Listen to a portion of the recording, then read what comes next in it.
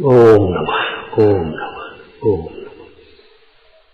नमो वरहंतारं नमो सिद्धारं नमो वारियारं नमो वज्रायारं नमो लोये सवसाहूरं शुद्धात्मानं मनेकान्तं साधुमुत्तम मंगलम वंदे संदष्टसिद्ध्यर्थं संदष्टार्थप्रकाशकम्। मंगलम भगवान वीरो मंगलम गौतम गणे मंगलम कुंद कुंदाज्यो जैन धर्मोस्तु मंगलम। सर्वमंगल मांगल्यम सर्वकल्याणकारकम प्रधानम सर्वधर्माणां जैनम जयतु शासनम। ये जाया जानिक एकम कलंक दहे नित्य निरंजन नान मैत्र परम। नमः समय साराय अनुभूत्या चकास्ते स्वभावाय भावाय सर्वभाव। आत्मा का हित संयम है।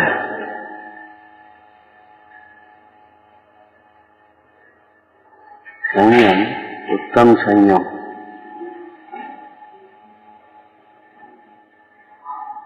का वर्णन करते हुए पंडित सदाशिवदास जी कहते, आत्मा का हित संयम है। मिथ्यात्व के अभाव के बाद असंयम के या अविरति के अभाव का क्रम आता है। आश्रम में मिथ्यात्व, अविरति, प्रमाद, कषाय, योग।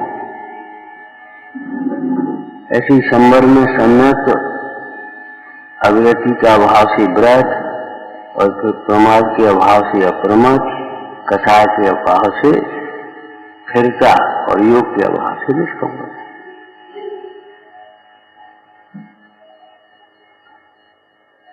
आत्मा का हित है ये। हित का में हितरूप और हित का कारण, जैसे वितराग विज्ञानता माने शिव स्वरूप और शिव का। आत्मा का हित है मतलब काय में हित है? संयमित होने में, अपनी वृत्ति को समेट लेने में, अपने परिणामों को नियंत्रण कर लेने में, रोक लेने में अपना हित है।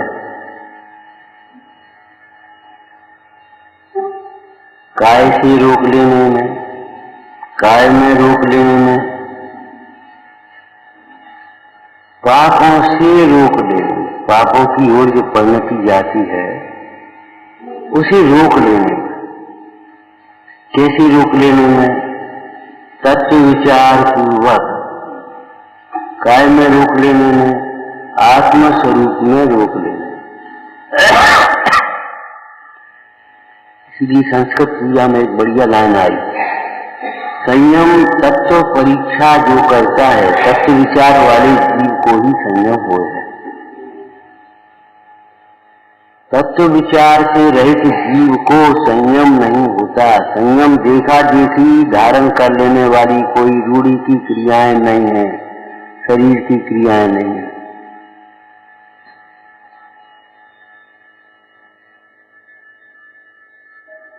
संयम आत्मा परमात्मा का चिंतन करने वाले जीव को होता है।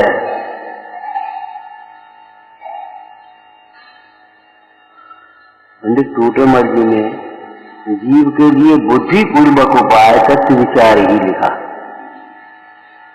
इस तत्व विचार से ही सम्यक्त होता है। तत्व विचार वाला जीव ही सम्यक्त का अधिकारी है और सम्यक्त होने पर ही तत्व विचार करने वाला, तत्व विचार के परिणाम से ही मोह मंद होता है। तब चारित्र ग्रहण करने की सामर्थ्य प्रकट होती है। तत्व विचार और वैराग्य भावना में उपयोग लगाता जाता है, तत्व मोह मंद होता जाता है और चारित्र प्रकट होता है। इस संयम की निरूपण आगम में दो प्रकार से है। एक तो 5 पापों के त्याग का नाम संयम कहा, वही विवक्षा यहाँ है। और दूसरी विवक्षा काय 6 प्रतिपाल पंचेंद्रिय मन, 6 काय के जीवों की रक्षा और 5 इंद्रिय मन को बस में करना, विवक्षा भेद है, वास्तव में भेद नहीं है। क्यों? दोनों का प्रयोजन वितरागता।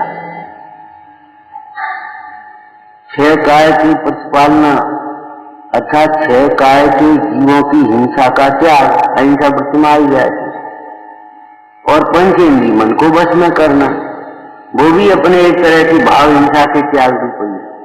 और 5 पाप का जो त्याग है वह भी हिंसा के त्याग के लिए ही है। इसलिए सीधी बात है, हिंसा का त्याग अहिंसा का त्याग, अहिंसा ही सही है। 5 पापों के एक देश त्याग को नियम पूर्वक त्याग, ध्यान रखना। प्रतिमा की परिभाषा में क्या लिखा? उदय प्रतिज्ञा को भयो, संयम अंश जगो जहां, भोग अरुचि परिणाम, उदय प्रतिज्ञा को भयो, प्रतिमा ताको नाम। कल कहा था भैया अविरमण रूप और परिणमन रूप। जब तक त्याग नहीं है, नियम नहीं है, तब तक निरंतर असंयम ही है।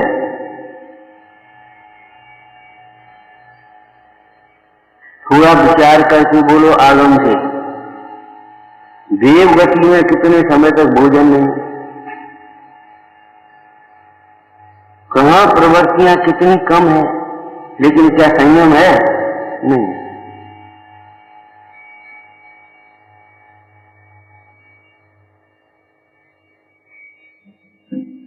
और वह संयम पापों का त्याग, कैसे त्याग? मन से, वचन से, काय से, कृत से, कार्य से, अनमोल।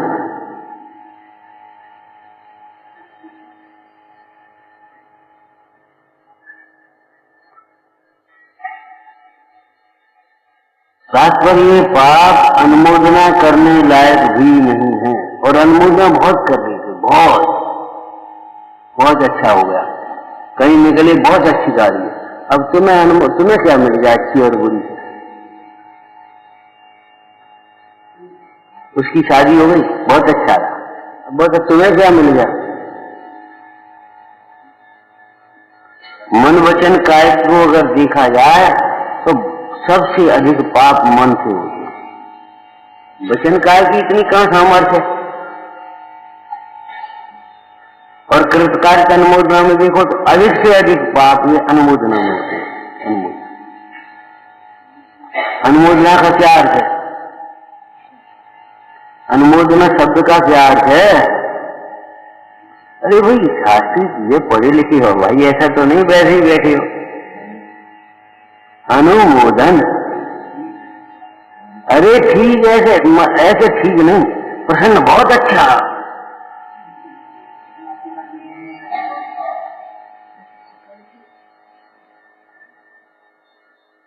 वाह वाह, मजा आ गया, बहुत अच्छा, बहुत अच्छा। अनुमोदन माने उसका लक्ष्य करके प्रसन्न होना, माने उसका लक्ष्य करके एक प्रसन्नता का अनुमोदन का अनुभवन करना, बहुत अच्छा, वाह।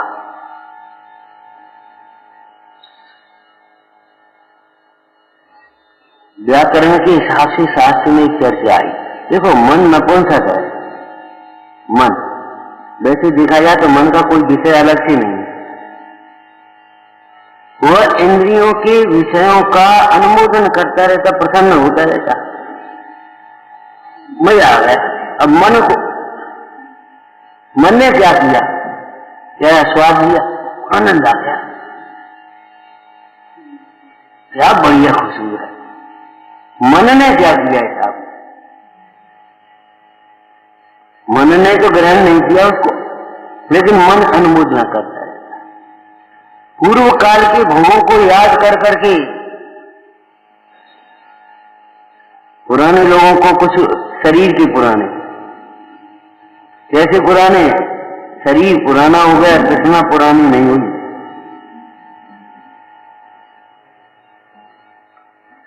विचार करना, पुराने लोगों को चर्चा करके देखो, तब देखो पुरानी बातें कैसे सुनाए। इस भाव दिखता था, ऐसे ही दिखता था, ऐसे ही खाती थी, ऐसे ही खेलती थी। अब क्या है? तुम लोगों को तो कुछ नहीं है। मैंने भोगों की अनुमोदना भी पाप है, ये पता नहीं है। परिग्रह की अनुमोदना पाप है, पाप की अनुमोदना पाप है, और पुण्य की अनुमोदना पुण्य है।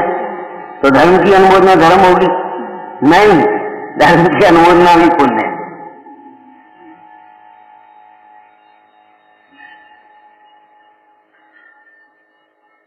धर्म की अनुमोदना भी पुण्य ही है, तो धर्म के धर्म अनुमोदना में नहीं है।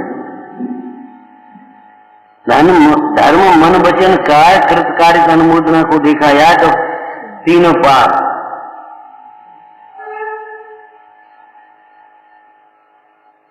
आत्मा का निर्विकल्प परिणाम, समभाव परिणाम, जिसमें अच्छे और बुरे की कल्पना ही नहीं है। अच्छे और बुरे की कल्पना ही नहीं है। अच्छा हो गया कि बुरा हो गया बस। धर्मात्मा जीव को दूसरे धर्मात्माओं को देख करके जो प्रसन्नता होती है वह भी पुण्य ही है। धर्मात्मा जीव को दूसरे जीवों को धर्माराधन करते हुए जो प्रसन्नता हुई वह भी पुण्य ही है। लौकांतिक देव आकर के अनुमोदन करते हैं, लेकिन काय का रूप का, शरीर के रूप का नहीं। ऐसा नहीं विस्मय से देखते हैं, ओ हम तो जन्म के समय से आए ही नहीं, हमने तो आज देखा है इतना सुंदर रूप, ये नहीं देखते। वे लौकांतिक देव अनुमोदना करेंगे तो काय करेंगे? आपके ज्ञान वैराग्य को धन्य है, आपके इस वैराग्य के परिणाम को धन्य है, इस विचार को भी धन्य है। हे प्रभु, यही आपके लिए हित रूप है और यही जगत के लिए हित रूप है। कितनी जिम्मेदारी अपनी आ गई। कोई मजबूरी की बात नहीं है, बोझा नहीं है। जैसी रुचि होगी वैसी अनुमोदना भी अपने आप होगी। सुकुमार चरित्र में एक दृष्टांत दिया है। एक थैली गायब हो गई ना, तो थैली कौन ले गया? 4 आदमियों में से। उसको निकलवाने के लिए उन्होंने कथाएं शुरू की, कहानी सिर्फ कहा। तो जो चोरी की अनुमोदना करने वाला पकड़ दिया उसको। मतलब ये है, चोरी की अनुमोदना करना भी चोरी है, पाप की अनुमोदना करना भी पाप है, हिंसा की अनुमोदना करना भी हिंसा ही है। पुरुषार्थ सिद्धि पाय में अहिंसा के प्रसंग में एक चर्चा आई है। बोलो इस प्रसंग में क्या आई है? एक जीव हिंसा करे और अनेक जीव उसका फल भोगे। ऐसा कैसे हो सकता है? एक के परिणाम का फल अनेक तो नहीं भोगेंगे। तो एक जीव हिंसा करे और अनेक जीव उसके परिणाम के फल को भोगे, कैसे भोगेंगे? अनुमोदना करके। कोई क्रूर प्रसंग है, हिंसादिक पापों का प्रसंग है, ध्यान रखना, दृश्य भी समझ लेना उसमें। ये तुम्हारे दृश्य आ जाते हैं पापों के टीवी में। अब तो ये घर घर, पहले सिनेमा घर होती थी अलग, अब घर घर सिनेमा हो गए।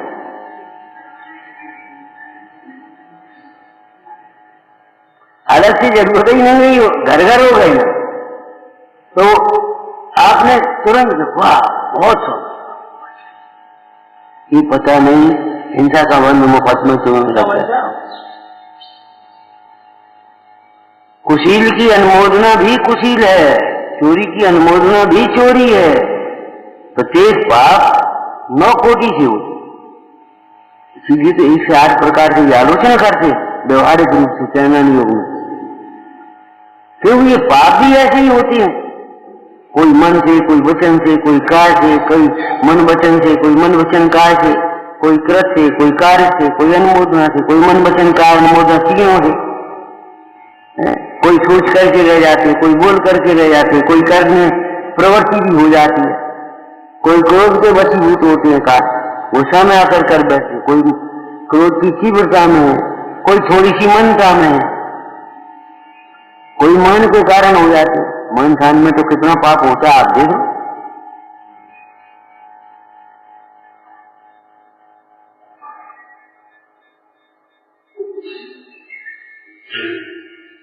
अनुमोदना भी पाप है, जिस जाति का पाप है। जैसे मांस के प्रसंग में लिखा, जिस पशु का मांस है उसमें उसी जाति के जीव निरंतर उत्पन्न होते ही रहते हैं। हिंसा से उत्पन्न है, हिंसामय है, हिंसा को ही उत्पन्न करता है, और उन खाने वालों के परिणाम बहुत क्रूर हो जाते हैं। पीछे शौच धर्म के प्रसंग में एक चर्चा आई थी, लाइन तो एक दो हम पढ़ पाते, बात बाकी आपकी जिम्मेदारी है, आप पूरा पढ़िए और बैठ करके विचार करिए थोड़ा। 50 वर्ष हो गए शास्त्र सुनते पढ़ते, तो भी शास्त्रों का मर्म हृदय में भाषित नहीं हुआ, तो सब अन्याय का धन और अवक्ष वक्षण का फल है, ये लिखा है। ठीक है। अब देखो चरणान योग का कथन है ये तो चरणान योग में बाह्य क्रिया की प्रधानता से कथन किया जाता है, और क्रिया के माध्यम से परिणाम की ओर समझना चाहिए। बुखार कितना है देखा वहां और समझाया, क्रिया की ओर से कथन करते हैं, बड़ा कठोर परिणाम ही है। अब देखा क्या हमने, उस वचन को, उस काया की मुद्रा को, बड़ा कठोर परिणाम है, बड़ा निर्दयी है। देखा क्या तुमने?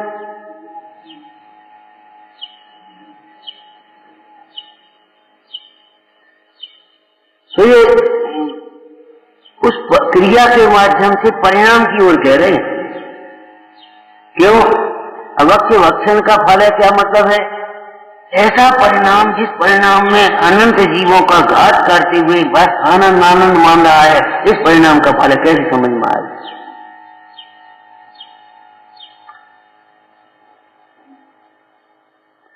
अरे भाई, पेट में जो होगा डकार उसी की आएगी। अजीर्ण में खट्टी डकारें आती हैं,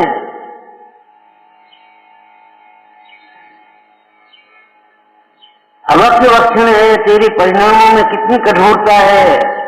इतने जीवों का घात करते हुए भी आनंद मान रहा है। या मध्य जीवन के खंडा हम खाए धर,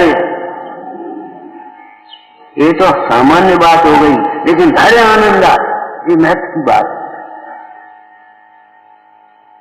तो अवक्ष माने उस पदार्थ का दोष नहीं बता रहे, उस पदार्थ को ग्रहण करते समय तेरे परिणाम कैसे हो गए, उन परिणामों में ये बताओ, इस तत्व का ग्रहण कैसे होगा, भावासन कैसे।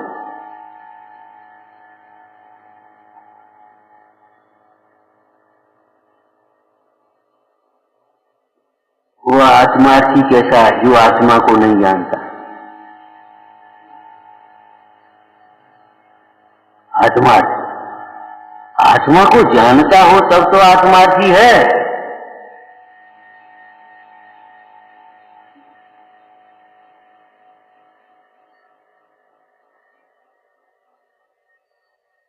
आत्मा को जानने का मतलब इतना नहीं है आत्मा जिसमें ज्ञान दर्शन पाया जाता है वो आत्मा है, मैं आत्मा हूं, बस इतना नहीं।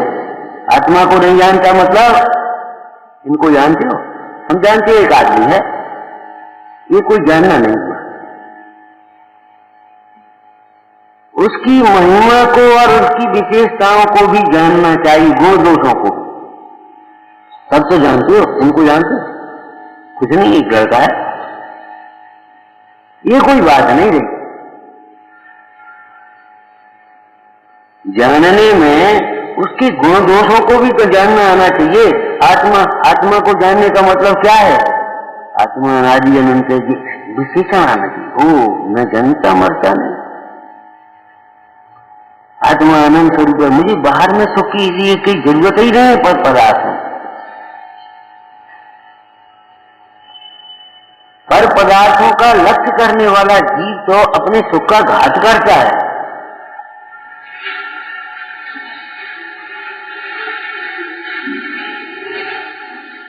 मुमुक्षु के लिए आचार्य पुण्यकुंज स्वामी ने क्या लिखा गाथा है, तो नपत को भी जानकर 17-18 नंबर की गाथा समय साल में टीका में क्या लिखा, पहले तो बहुत धनार्थी पुरुष, बहुत उद्यम से राजा को जाने,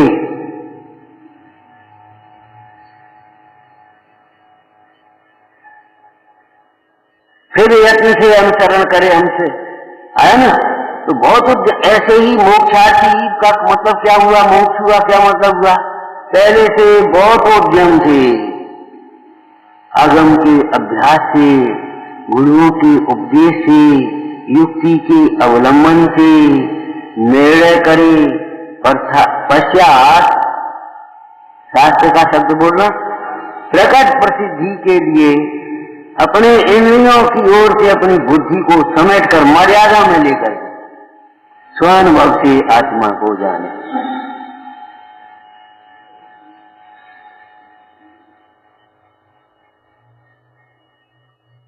पहले तो बहुत उद्यम से राजा को जाने, वो राजा वाली बात सामने है। राजा कितना ही उदार हो, लेकिन तुम्हारे पुण्य के उदय से ज्यादा नहीं दे सकता, और जो दे सकता है वो तुम्हारे लिए सुख का कारण नहीं है। हमारे तो सच्चे राजा जी हैं जिंदा, जिन्होंने मुक्ति का मार्ग दिया।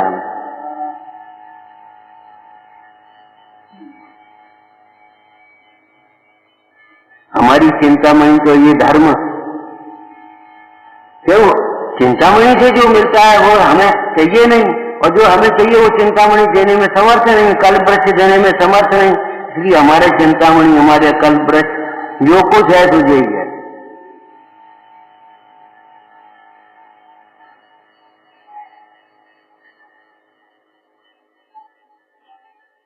बात सबकी ओर देखने की नहीं है, जे 50 वर्ष साथ सुनते हो गए, अपने की ओर देखने की बात है कि हमें तत्व की उपलब्धि अगर नहीं हुई तो तत्व की उपलब्धि में बाधक केवल हमारी अपात्रता है, दूसरा नहीं। आचार्य जी तो कहते निगोदिया भी निगोद से नहीं निकलता है, इसमें उसका भाव कलंक प्रमुख कारण है।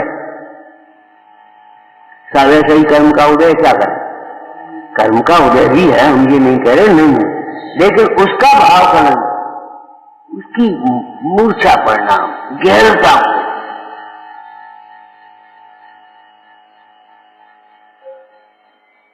फिर तो जो कार्य होगा उसके सारे सम्मान होंगे, निमित्त भी होगा उस कार्य,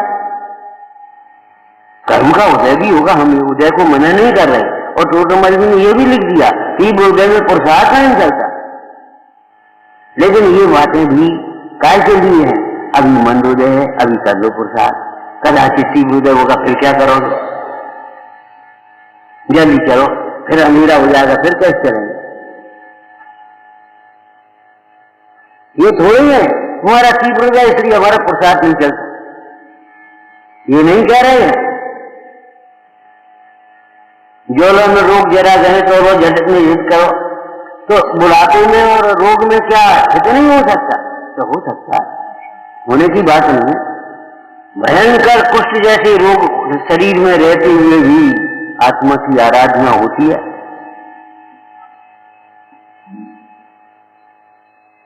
समाधि तो तभी होती है, रोग अर्थात जरा बहुजन, और ये कह रहे ज्वलन में रोग जरा गए तो लो झटके करो, मतलब ये है उस समय जितना पुरुषार्थ चाहिए उतना पुरुषार्थ तुम नहीं कर पाओगे, तुम क्या करोगे, इसलिए अभी कर लो, ये कहने का मतलब।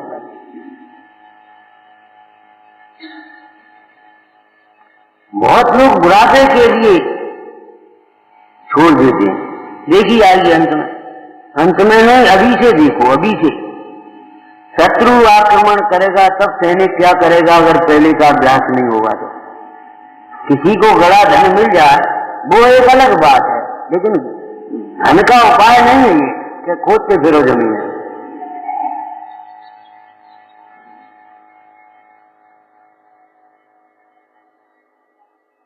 काल लब्धि आई बड़ी होनार, और उसने एक उपदेश सुना, झट से उसका कल्याण हो गया। ये कोई राजमार्ग नहीं है, राजमार्ग ये है अभ्यास करो।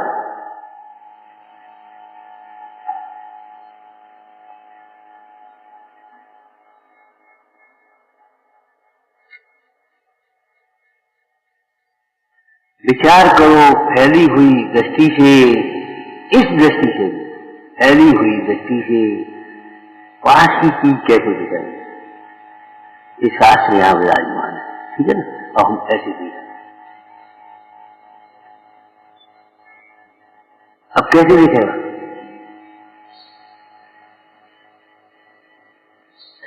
बताओ, कोई उपाय हो तो। इसके लिए तो चारों ओर से समेट करो। संयम का यही प्रयोजन है। बाहर में भ्रमते हुए उपयोग से, मलिन उपयोग से अपना आत्म स्वभाव कैसे अनुभव में आए। समेटो अपनी प्रवृत्ति को, समेटो।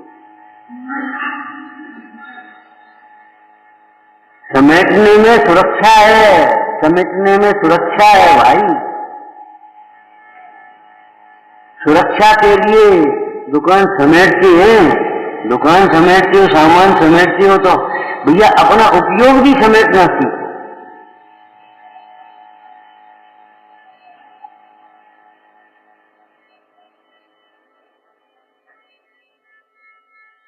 देखा देखी नहीं, दुनिया में मेहनतता के लिए नहीं। तो एक बहुत सुंदर चर्चा आपको बताई थी, जिसके अंदर में ख्याति लाभ आदि का प्रयोजन हो गया, उसको अनेकों शास्त्र पढ़ते हुए, अनेकों व्रत आदि के पालते हुए भी भाव विशुद्धि नहीं होती।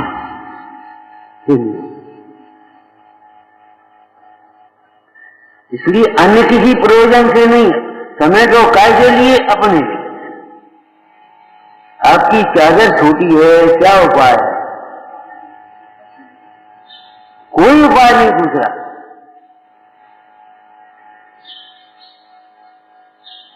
जिंदगी छोटी है, जिंदगी का मतलब कोई जिंदगी का समय ही मत समझते हैं ना। बुद्धि छोटी है, थोड़ी बुद्धि है, शक्ति भी थोड़ी है। क्या करना, क्या उपाय? दो उपाय हो तो बता दो, संयम के अलावा दूसरा उपाय हो तो आप बताओ। सम्यक, अरे भैया संयम जब कह रहे हैं तो सम्यक तो अंतर्गर्भित है। संयम शब्द में अर्थ सम, सम्यक प्रकार से नियंत्रण करना। लौकिक में भी डंडा से शासन करना, भय से शासन करना कोई अच्छा नहीं है, समझ पूर्वक होना चाहिए। ऐसे ही अपने मन को समझाओ,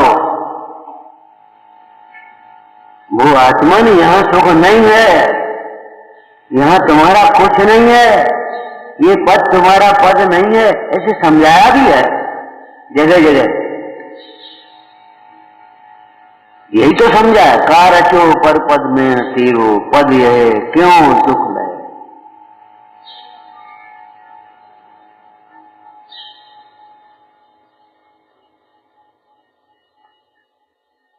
समझने पर, यथार्थ समझ में आने पर, भेद ज्ञान होने पर उपयोग समझने में टाइम नहीं लगेगा, उपयोग समझने में कोई क्लेश नहीं होगा, उपयोग अपने आप समझ जाए। छोटी चादर में समझदार व्यक्ति अपने आप समझ के आनंद से सो जाता है। बाद बाकी पैर इधर फेंकता, उधर फेंकता, रात भर परेशान होता, वो एक अलग बात। ये ना समझी का फल है। बोले चादर छोटी, चादर छोटी तुम अपने पैर समझ ले।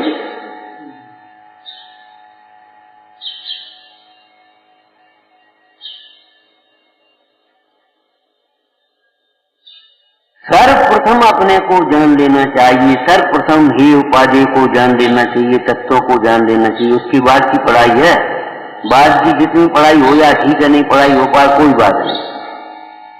समाज का पोषण करने के लिए हम नहीं कह रहे, लेकिन पहले में पहले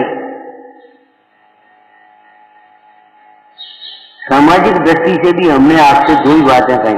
आप स्वाध्याय से जुड़े रहे, बच्चों को पाठशाला से जोड़े रहे, बस खत्म मामला।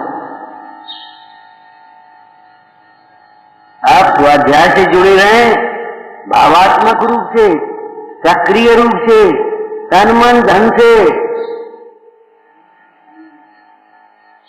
आप स्वाध्याय से जुड़े रहें और बच्चों को पाठशाला से जोड़े रहो। बस बन गया काम आपका। आपका घर ये समझो बना बनाया स्वर्ग है, लेकिन स्वर्ग में से भी निकलना पड़ता है, इस घर से भी निकलना ही पड़ेगा, ध्यान रखो। भले घर में कोई आलू नहीं खाता, बहुत अच्छी बात, कोई राजमा नहीं खाता, सब मिलकर के पाठ कर लेते हैं, सब मिलकर के अपने खाते पीते, एक दूसरे की सेवा करते, आदर करते, बिना मान, सब आपकी बात मानते हैं, आपको पूछे बिना कोई काम नहीं करते।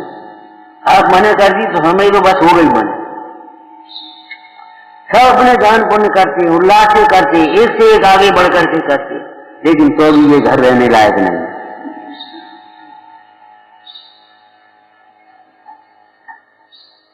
तो भी ये घर रहने लायक नहीं है। क्यों? अपना नहीं है तो कहां जाए? फिर वही बात आ गई, कहां जाए?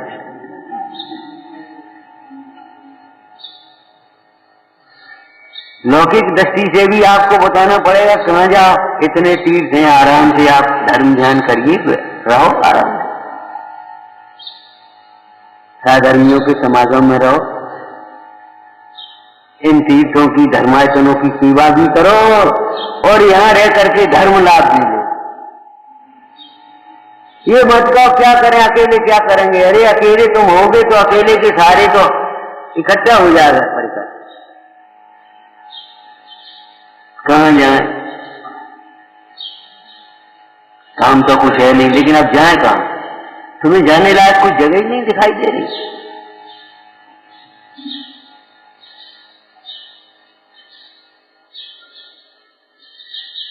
अरे अपने गांव में भी रह रहे तो गांव के चैत्यालय में घंटे 2 घंटे 4 घंटे लगाओ आप, उन चैत्यालयों की सेवा भी करो और वहां स्वाध्याय करो और कराओ। अगर कोई अपने से बड़ा विद्वान है तो उसकी सुनो और नहीं तो खुद बांटो।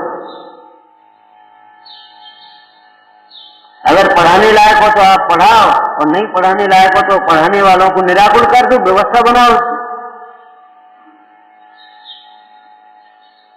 ये बहानेबाजी, बेरुचि, अरुचि, ये बहुत खतरनाक है, ये ध्यान रखना आपको। अगर भोजन में अरुचि हो गई तो जीवन कितना है अब ये समझ लो आप। अगर भोजन में अरुचि हो गई तो जीवन कितना रह गया आप समझ लो आप। तो अगर स्वाध्याय में और धर्म ज्ञान में, धर्म आराधना प्रभावना में अरुचि है अगर आपकी, तो आप समझ लो आपकी परिणति किधर जा रही है, क्या होगा।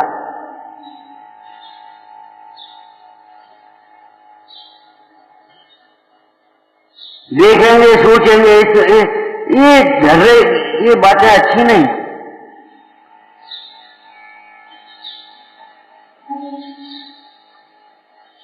समेटने में सुरक्षा है, समेटने में सुरक्षा है। एक दुकान लगा करके हाथ में बैठ जाता है, वो भी फिर समेटता है शाम को, तो नहीं तो चोर सब उठा ले जाएंगे। विषय चोर बहु फिरत हैं, कर्म चोर बहु फिरत हैं। वे चोर तो तुमने लूटेंगे, तुम नहीं देना चाहोगे, आप तो यहाँ उल्लास अपने आप देंगे।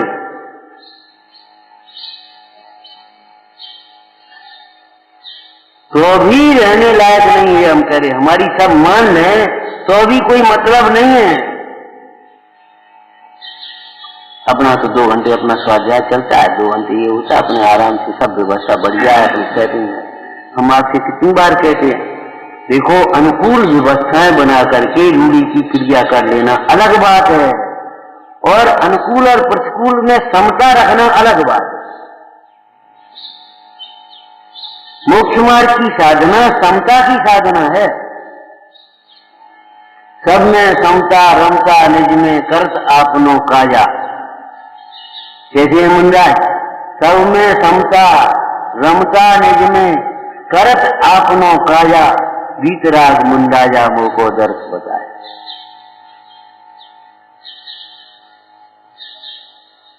विचार करो, संयम।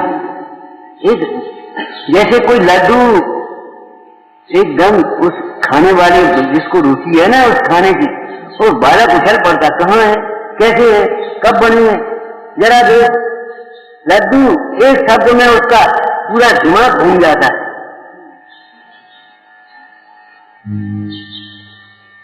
ऐसे संयम, देखो बड़ी आश्चर्य की बात है, व्यवहार संयम का फल देवगति, व्यवहार संयम का फल देवगति, और देवगति में संयम होता नहीं, इसलिए संयम ही देवगति को चाहता नहीं।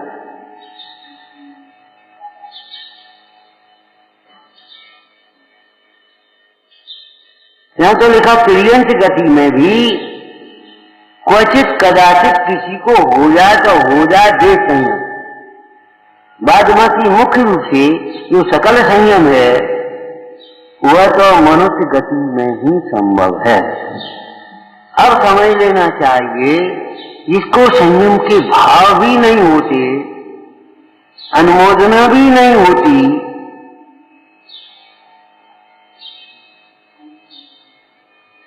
कहां जाने वाला है सोच लेना।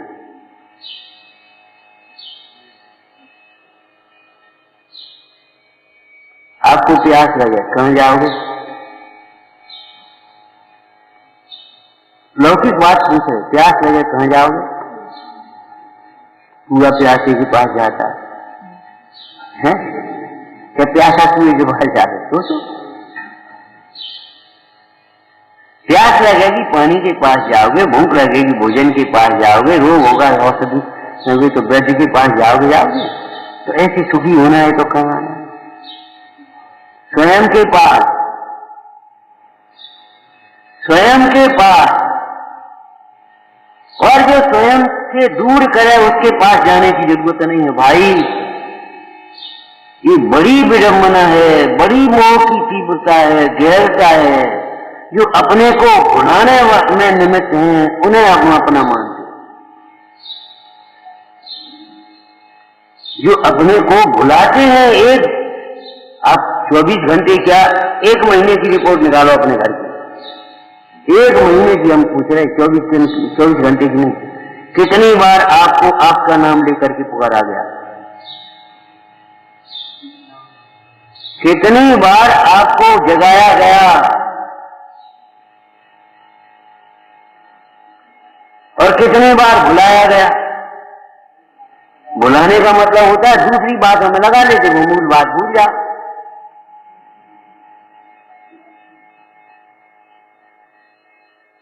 वहां बेटा कहकर के पुकारने वाला है, पापा कहकर के पुकारने वाला है, दादा कहकर के पुकारने वाला है, सेठ जी कहकर के पुकारने वाला है, पंडित जी कहकर के पुकारने वाला है। वहां आत्मा कहकर के कौन पुकारने वाला है? अपना घर, अपना घर।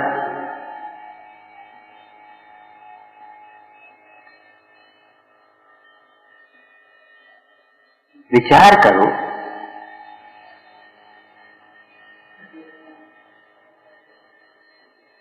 स्वर्ग जैसा भी हो, ये कह रहे हम, आपस में खूब प्रेम हो, खूब आज्ञा चलती हो। चक्रवर्ती की 6 खंड में आज्ञा चल रही है, और तो भी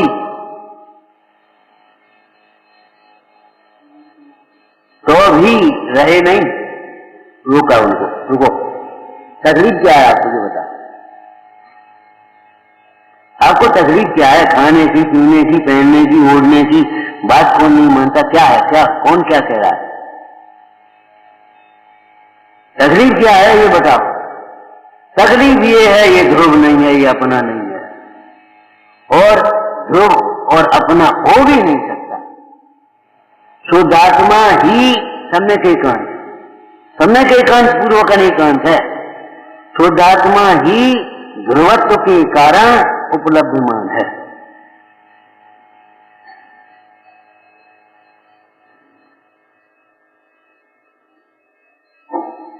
जहां कदम कदम पर आत्मा कहकर के पुकारा जा रहा है, ऐसे धर्मायतनों से दूर, और जहां आपका कोई नाम लेवा नहीं है, आपको अपनी याद दिलाने वाला नहीं है, वहां अच्छा लग रहा है। अब आप समझो आपकी रुचि कहाँ है।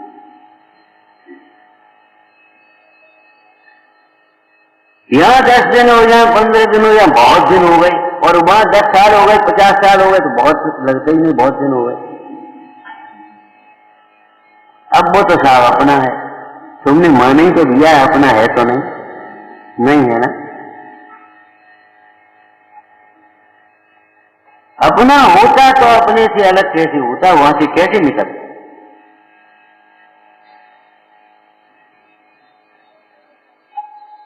आपके घर से आपको कौन कहेगा निकलो यहां से, खाली करो, कौन कहेगा। तो ये शरीर और ये आपका जो ये घर है, उस घर से तो आयु कर्म पूरा हो गया, चलो यहां से। तो फिर अपना कैसे रहा।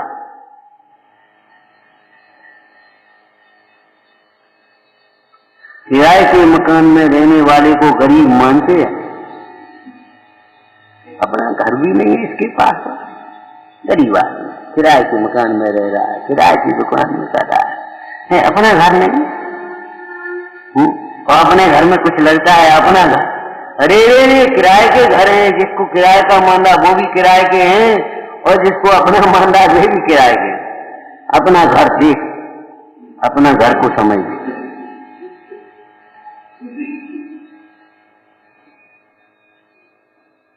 नरकादिक के भय से, स्वर्गादिक के लोभ से, पंचेंद्रिय के विषयों की ओर से, अथवा 5 पापों की ओर से अपनी प्रवृत्ति को थोड़ा समेट लेना, कम कर देना, ये कोई संयम नहीं है।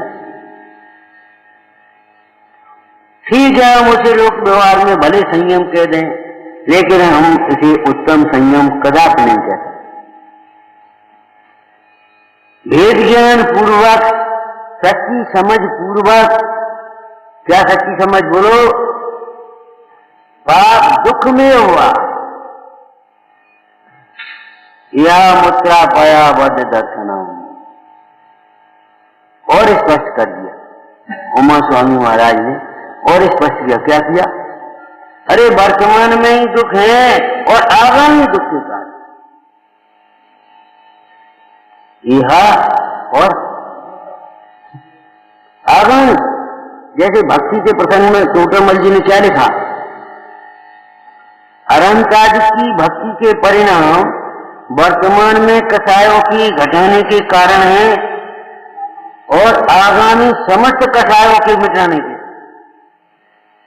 विवेकी के लिए ध्यान रखना, उसी में संतुष्ट हो गया उसके लिए नहीं कह रहे हम, विवेकी के आगामी समस्त कषायों के मिटाने के कारण। ऐसे पाप कैसे हैं, वर्तमान में दुख रूप है और आगामी दुख के कारण।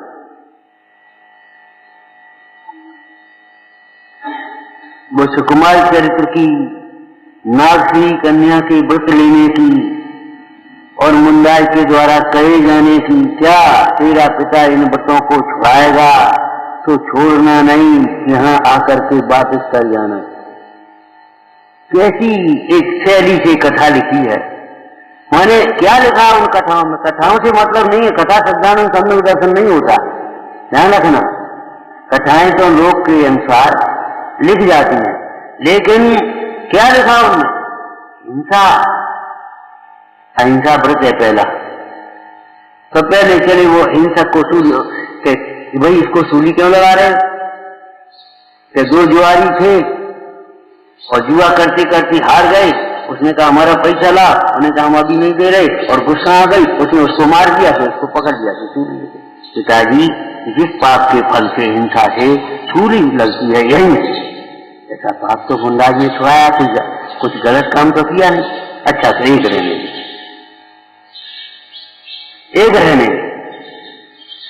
और फिर जो ये प्रथमानियों की शैली है, फिर सत्य का, फिर चौरी का, फिर कुशील का, फिर परिग्रह, सब तो ठीक है, रहने दे सारे व्रतों को, ये व्रत तो ठीक है, कोई बात नहीं।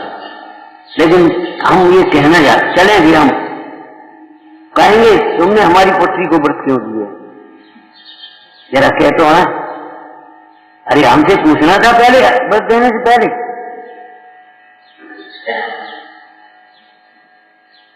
अहंकार में गुरु नहीं लगते, छोटे मन जी लिखा, कसायों की तीव्रता किसका नाम है?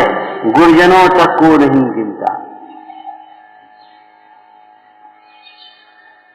जो गुरुजनों को गिने, माने गुरु को गुरु समझे, देव को देव समझे, सास को सास समझे, बड़े को बड़ा समझे, उसकी कथाएं तीव्र नहीं हो सकती। ध्यान रखना, नहीं हो पाएंगे आप। तीव्र तभी होंगी जब गुरुजनों को गुरुजन नहीं समझाया। देखो क्या होता है भगवान होगा, क्या होता है मंदिर बंद, सब धर्म का क्या होता है धर्म, हम नहीं जानते।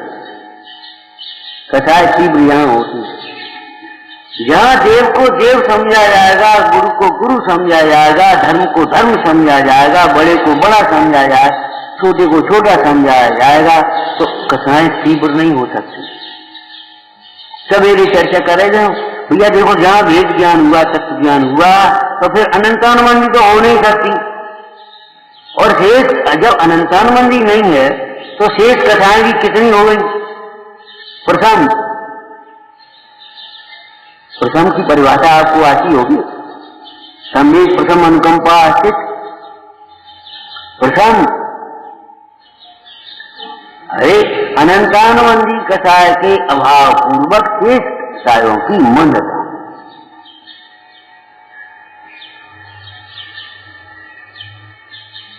अब आप इस शैली में आप अपने ऊपर घटा दीजिए। अगर आपको अपनी कथाएं घटानी है तो भैया गुरु को गुरु समझो, समझाने की चेष्टा मत करो किसी प्रसंग में। देव को देव समझो,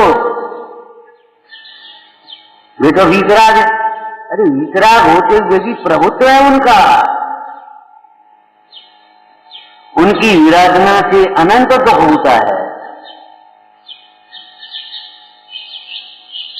वे दुखी नहीं करेंगे, लेकिन उनके विराधना से अनंत दुख होता है।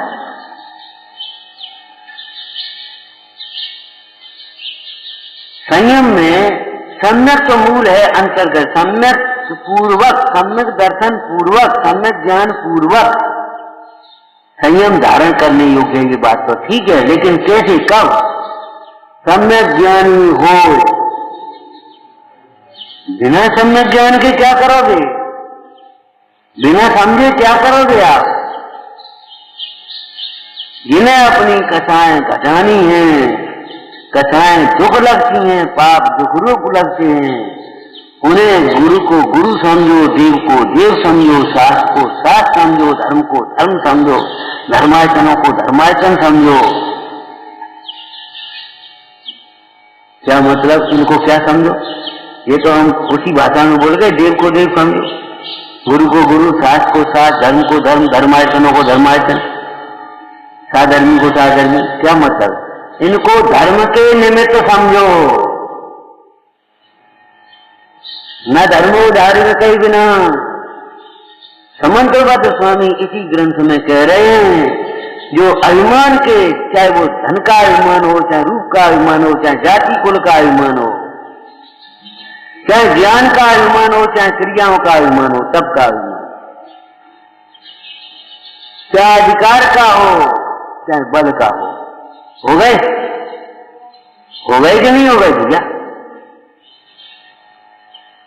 किसी भी अभिमान के वशीभूत होकर के यदि धर्मात्मा धर्मायतनों का अनादर करता है, वह अपने धर्म का अनादर कर रहा है, न धर्मोदारणी कई बिना।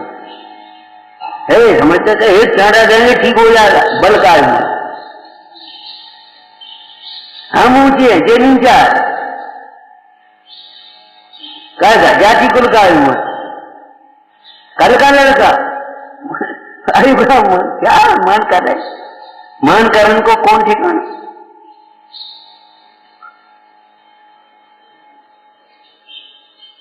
ये हमारे धर्म के निमित्त हैं। जैसे एक दृष्टांत और इसी में घटाओ, जैसे प्रतिकूलताएं तत्व ज्ञान हो तो पाप की निर्जरा का ही तो निमित्त है, उसमें कलेश काय को कर रहे भैया?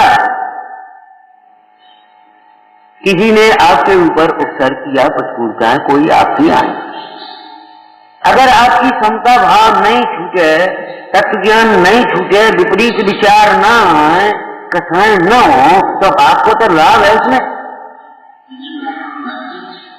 कर्म की निर्जरा हो गई, कर्म से उऋण हो गए, हमें क्या नुकसान। जैसे प्रतिकूलताओं से कौन डरते? अज्ञानी, मोही।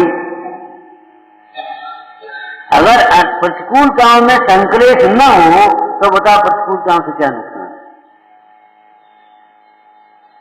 इसी प्रकार अनुकूलता, बहुत अनुकूलता है, आपको कोई काम नहीं है, दिन भर आप फ्री रहते हो और आपके हाथों में सब सामग्री मिलती है और आपका शरीर ठीक है, बुद्धि ठीक है, प्रभाव ठीक हो गए, लेकिन अगर धर्म ध्यान में न लगे तो क्या काम के हैं। आराधना और प्रभावना में न लगो तो बताओ ये सारी अनुकूलताएं क्या काम की, क्या लाभ है? आपको बिल्कुल निवृत्ति मिल गई, लेकिन आपका खुरापाती दिमाग दूसरी जगह प्रवृत्त हो गए। सरकार ने जब रिचार्ज कर दिया तो ओवर दूसरी जगह काम करने लगे।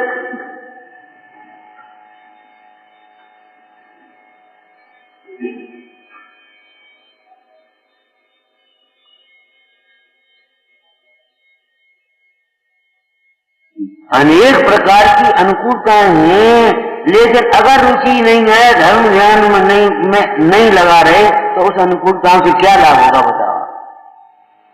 जैसे प्रतिकूलताओं में अगर संकलेश नहीं हो तो कोई हानि नहीं है, ठीक है ना।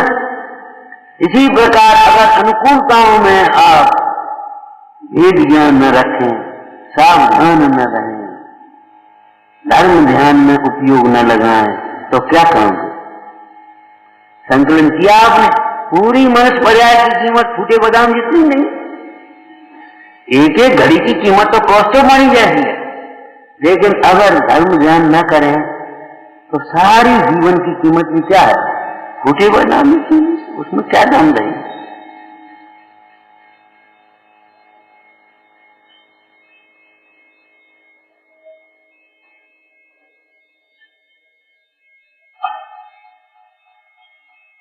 पांच पापों का त्याग ये दुख का ही त्याग है। पांच पापों का त्याग का उपदेश देकर के तो ये संयम की प्रेरणा करके, संयम का मार्ग बताकर, संयम में लगने के लिए उत्साहित करके, तेरे संयम को प्रतिक्रमण प्रायश्चित के द्वारा निर्दोष करके इन आचार्य भगवंतों ने तुझे दुख से ही छुड़ाया। जैसे समय सार जी माया ना, ये अध्यवसान छुड़ाए हैं, अध्यवसान छुड़ाए बंद अधिकार में। इससे हम ऐसा समझते हैं आचार्य भगवान पराश्रित व्यवहार ही छुड़ा रहे, अध्यवसान छुड़ाए हैं। इसका भाव क्या है, इसका क्या है, पराश्रित व्यवहार ही छुड़ाया है। फिर कौन ज्ञानी ऐसा होगा जो स्वाश्रित न हो जाए। ऐसे ये आपके पाप छुड़ाए हैं, इसका मतलब क्या है। ए भाई, इस परिग्रह को अब तो छोड़ो। तो परिग्रह को छोड़ने का मतलब क्या है, परिग्रह से होने वाले मोह को छुड़ाया है, परिग्रह से होने वाले दुखों को छुड़ाया है।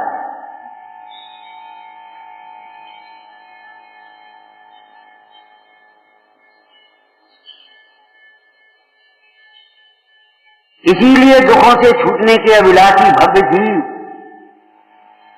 ऐसे सुन रहे हैं दिव्य ध्वनि।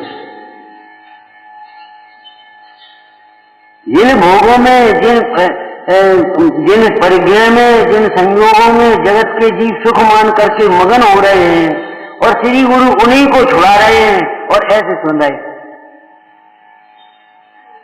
क्यों भाई, डॉक्टर आपको मीठा जब छुड़ाता है शुगर हो जाने पर तो आपको कैसा लगता है, ये डॉक्टर बहुत खराब, खुद मीठा खाता है, हमसे कहता मीठा छोड़ो। डॉक्टर तुम्हें छोड़ दो, भाई हम छोड़ देंगे कोई बात नहीं, लेकिन हमारे छोड़ने से तुम्हें अच्छी बात है कोई। वह डॉक्टर जब कहता है मीठा मत खाओ, मीठा छुड़ाता है, तो आपको क्या लगता है, मीठे से होने वाली तकलीफ को, बीमारी को ही छुड़ा रहा है। तो मीठा छोड़े बिना, मीठा छुड़ाए बिना मीठे खाने से होने वाली तकलीफ से, रोग से कैसे बचाता है? ठीक है ना, दृष्टांत हो गया। बोलो मीठा का समझ गए कुछ? ये मिठास जो आ रही है भोगों में, शहद लपेटी तलवार, ये जो मिठास पड़ी है, जो ये इन थोड़े से मंद कसा के भावों में मिठास पड़ी है, बहुत अच्छा, बहुत अच्छा। अरे अच्छा नहीं, अच्छा तो देखो जाकर अपनी दृष्टि अपनी ओर।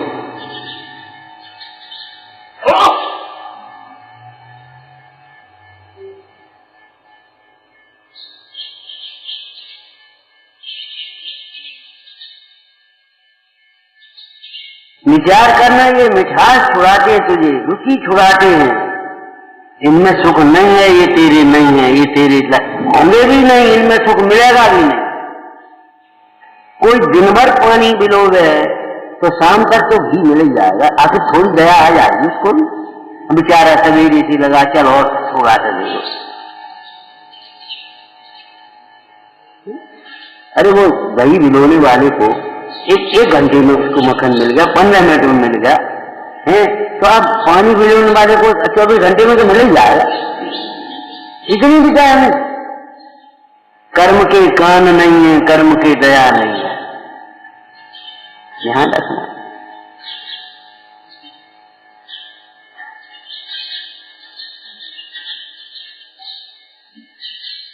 चौबीस घंटे क्या 24 वर्ष भी अगर बिलोए, सिवाय थकान के और कुछ नहीं मिलेगा।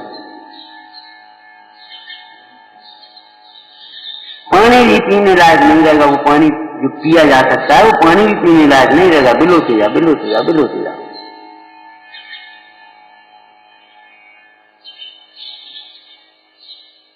विचार करो,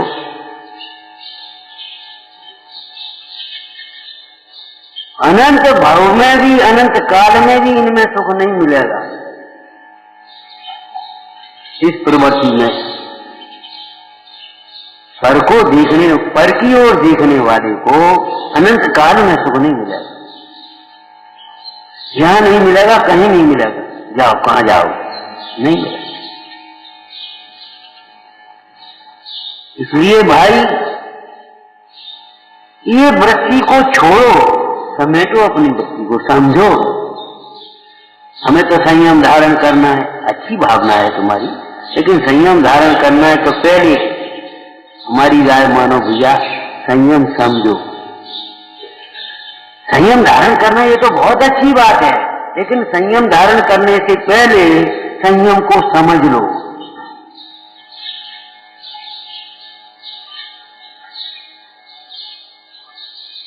संयम के मूल सम्यक को, अपनी रुचि को खूब परिपक्व करो, खूब सींचो सत्य विचार, अपने जयराग को मजबूत करो।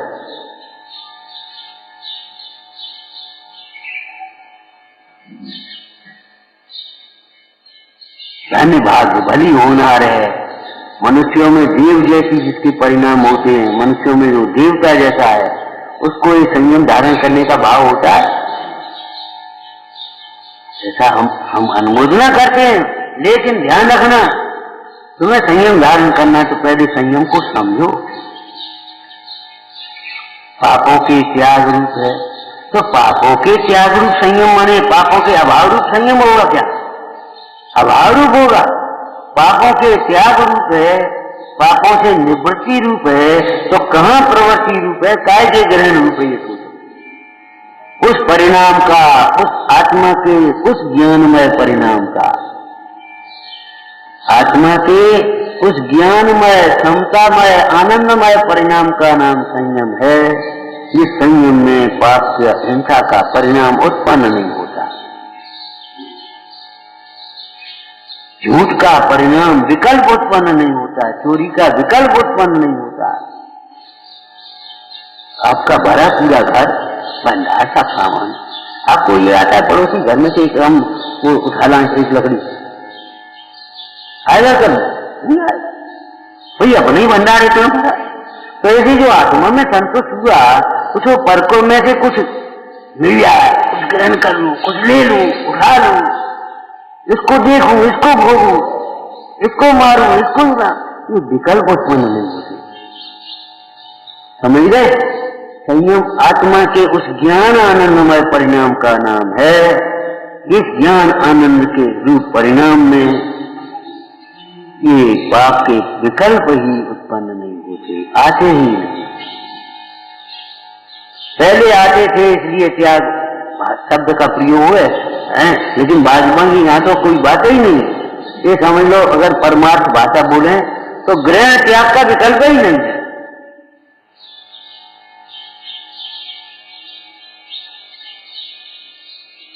आपका संयम आपके पास है। आप अपने से दूर रहेंगे कभी संयम नहीं मिलेगा, और आप अपने समीप रहेंगे संयम, उसी का नाम संयम। जितने आप अपने से समीप रहेंगे उतना ही संयम है, ये समझ लीजिए। अब ये परमार्थ हो गया तो व्यवहार उसका घटा लेना है। भाई ये मां है तो जी मामा हो गया, सीधी बात। तो ये मां है तो ये मामा हो गया, भाई है। तो अपने समीप रहना ये परमार्थ से संयम हो गया, तो अपनों के समीप रहना ये व्यवहार है। और पापों में प्रवृत्ति अगर मगन रहेगी तो यहां समीप नहीं आ पाओगे।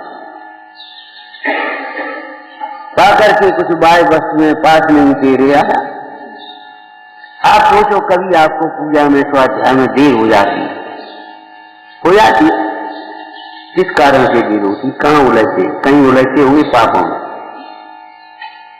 ऐसा तो नहीं होता कि ध्यान में मग्न बैठे रहते तो फिर नहीं आ पाते। वो उठने में देर हो गई, खाने में देर हो गई, कोई आ गया उसकी बात करने में देर हो गई। माने आप विचार करो कहां आप अटकते।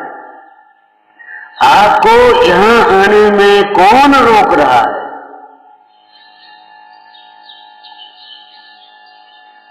दोषारोपण किसी के ऊपर करो, बाद बाकी आपका मोह, आपका राग रोक रहा है, कोई नहीं रोक रहा।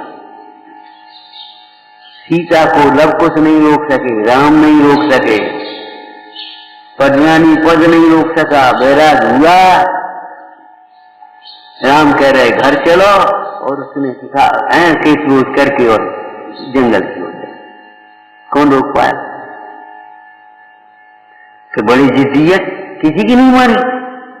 अरे भगवान की मानी, ये क्यों कह रहे हो? जिद्दी तो वह है जो भगवान की नहीं मानता, हमें भगवान की नहीं मानी। चलो पंडित जी से पूछवा, हमें पंडित जी की भी नहीं मानी। चलो महाराज देखो शास्त्र में नहीं, हमें शास्त्र की भी नहीं मानना। जिद्दी तो वह है।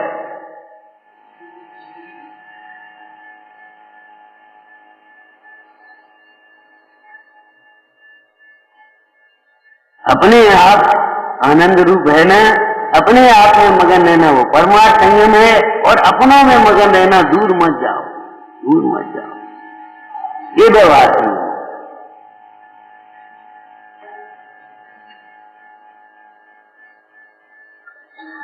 ये संयम बोलो सबको, सर्वत्र, सदाकाल और आनंद रूप ही है। पुरुषार्थ उपाय में कहा रत्नत्रय बंध का कारण नहीं है। रत्नत्रय के धारक जो मुनीश्वर आदि भी स्वर्ग में जाते हैं, यह तो स्वोपयोग का अपराध है। रत्नत्रय तो मुक्ति का कारण है, बंध का कारण नहीं है। क्यों? एक और चर्चा करना योग की है। रत्नत्रय न तो योग रूप है न कथाय रूप है। भाई प्रकृति बंध और प्रदेश बंध कैसे होंगे, और स्थिति बंध अनुवाद बंध कैसे होंगे? और रत्नत्रय न योग रूप है न कथाय रूप है, बंध कैसे होगा? ऐसे संयम तो भैया छोड़ो। अरे छोड़ो, यही तो कह रहे छूटना। कितना उल्लास, कितना आनंद।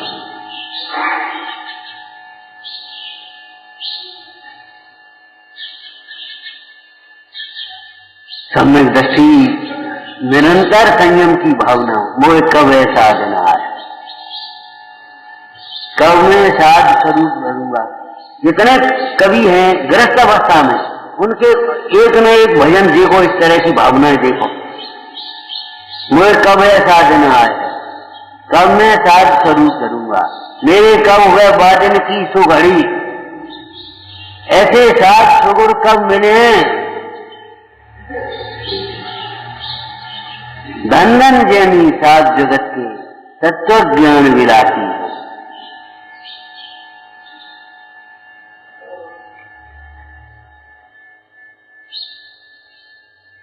धारण की और चटाचटी, अंतर की भावना को समझ पूर्वक वृद्धिंगत करो। तत्व विचार से ही संयम का भाव जगता है, तत्व विचार से ही संयम प्रकट होगा, और तत्व विचार से ही संयम दृढ़ होगा, और तत्व विचार से ही संयम पूर्णता की ओर जाएगा। बुद्धि पूर्वक प्रयत्न तो तत्व विचार आदि ही है। इसलिए ये पूजा कार्य कह रहे भैया, क्या संयम तत्वों के परीक्षा पूर्वक, निर्णय पूर्वक आत्मा परमात्मा के चिंतन से हो है। मैंने संयम भी बता दिया, और संयम कैसे होता है ये भी बताया। विचारना भाई। हे जिनवाणी भारती तो जपो जिन रे, जो तेरी शरणागत सो पावे सुख ते। या वाणी के ज्ञान से कालो सो वाणी मस्तक सदा चेत हूँ।